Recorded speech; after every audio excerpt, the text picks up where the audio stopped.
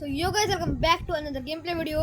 तो आज की वीडियो के अंदर मैं बताने जा रहा हूँ कि मेरे को एडमिन अभी उसके अंदर क्या क्या मिला। नंबर 1, साइबर का डीजे पांडा, जिसके ऊपर मैंने ट्रेड फार्मिंग करके सिर्फ 8 ट्रेड लगवा पाया क्योंकि मेरे दोस्त ने ट्रेड फार्मिंग के अंदर हक दिया था। नेक्स्ट है एक और बेस डीजे पांडा, जिसपे मैं सिर्फ बबल गम की ट्रेड लगवा पाया।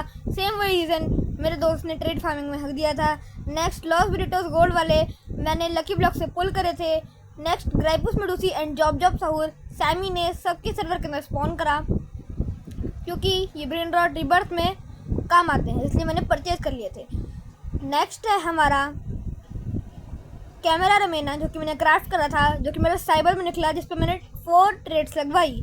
अब ये 501 मिलियन पर सेकंड देता है। नेक्स्ट चिकले तेरा साइबर वाला मेरे सर्वर के अंदर स्पॉन हुआ था, जिसपे मैंने कुछ ट्रेड्स लगवाई, जिसके साथ में ये अराउंड 80 मिलियन पर सेकंड देता है।